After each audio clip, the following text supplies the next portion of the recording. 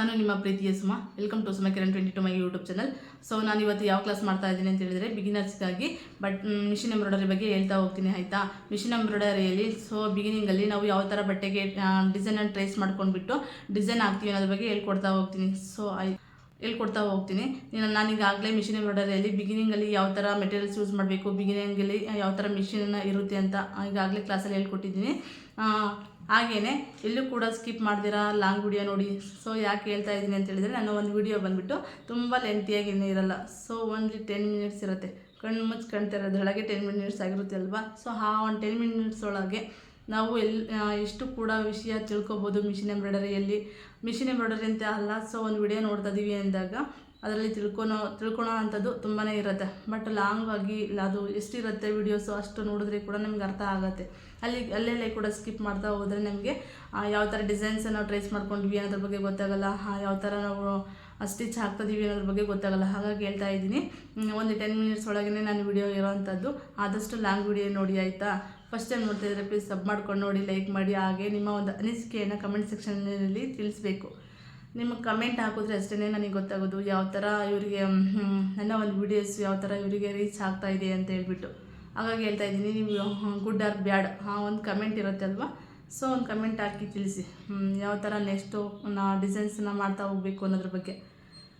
ಹಾಗೆಯೇ ಇವಾಗ ಬರೀ ಮಿಷಿನ್ ಎಂಬ್ರಾಯ್ಡರಿದು ಅಷ್ಟೇ ಹಾಕ್ತಾಯಿದ್ದೀನಿ. ನೆಕ್ಸ್ಟ್ ದಿನಗಳಲ್ಲಿ ನಾನು ವೆರೈಟಿ ಆಫ್ ಮಿಷಿನ್ ಎಂಬ್ರಾಯ್ಡರಿ ಡಿಸೈನ್ಸ್ಗಳ ಬಗ್ಗೆ, ಹಾಗೆ ಬ್ಲೌಸ್ ಸ್ಟಿಚಿಂಗ್ ಆ್ಯಂಡ್ ಕಟ್ಟಿಂಗ್ ಮತ್ತು ಹ್ಯಾಂಡ್ ವರ್ಕ್ ಬಗ್ಗೆ, ಹಾಗೆ ಬೇರೆ ಬೇರೆ ಡಿಸೈನ್ಸ್ಗಳ ಬಗ್ಗೆ ನಾನು ಹೇಳ್ತಾ ಹೋಗ್ತೀನಿ ಆಯಿತಾ.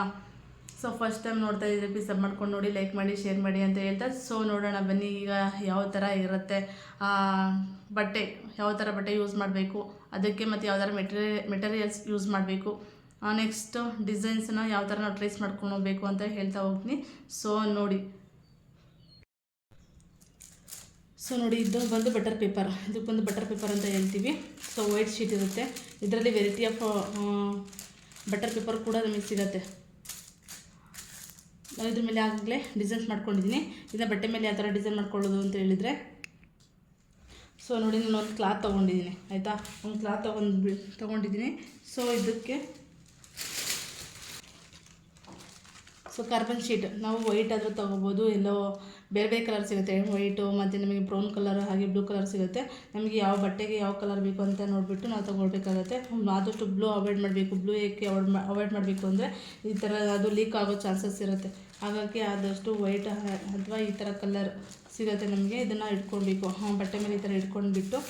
ಸೊ ಈಗ ನೆಕ್ಸ್ಟು ಡಿಸೈನನ್ನು ಇದನ್ನು ಇಟ್ಕೊಳ್ತೀವಿ ಆಯಿತಾ. ಈ ಥರ ಇಟ್ಕೊಂಡ್ಬಿಟ್ಟು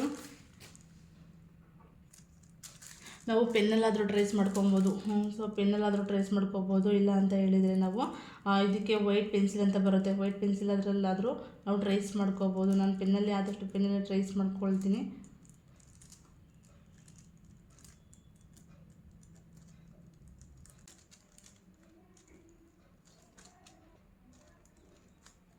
ಸೊ ನೋಡ್ತಾ ಇರ್ಬೋದು, ಇದು ಡಿಸೈನ್ಸ್ ಆಗಿದೆ ಬೇಕಂದರೆ.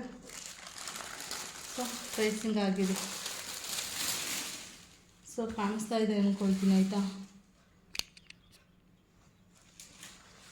ಈ ಥರ ನಮಗೆ ಟ್ರೇಸಿಂಗ್ ಬರುತ್ತೆ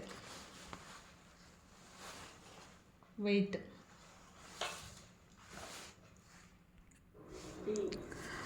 ಸೊ ಟ್ರೇಸಿಂಗ್ ಅದು ವೈಟ್ ಇದೆ, ಹಾಗಾಗಿ ಸ್ವಲ್ಪ ಅದು ಕಾಣಿಸ್ತಾ ಇಲ್ಲ ಅನಿಸುತ್ತೆ ಮೇ ಬಿ.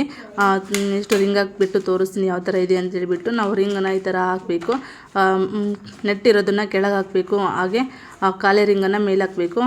ನಟ್ಟನ್ನ ನೀಟಾಗಿ ಟೈಟಾಗಿ ನಾವು ಫಿಟ್ ಮಾಡ್ಕೊಳ್ಬೇಕು. ಇಲ್ಲ ಅಂದರೆ ಬ್ಲೌಸು ನಾವು ಸ್ಟಿಚ್ ಮಾಡಬೇಕಾದ್ರೆ ರಿಂಗ್ ಆಗೋದು, ಸೊ ಬಟ್ಟೆ ಗುಂಜಾಗೋದು, ಆ ಥರ ಪ್ರಾಬ್ಲಮ್ ಆಗೋಗುತ್ತೆ.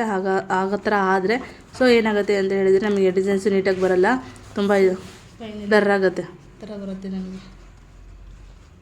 ಸೊ ನೋಡ್ತಾ ಇರ್ಬೋದು, ಈಗ ಕಾಣಿಸ್ತಾ ಇದೆಯಲ್ವಾ,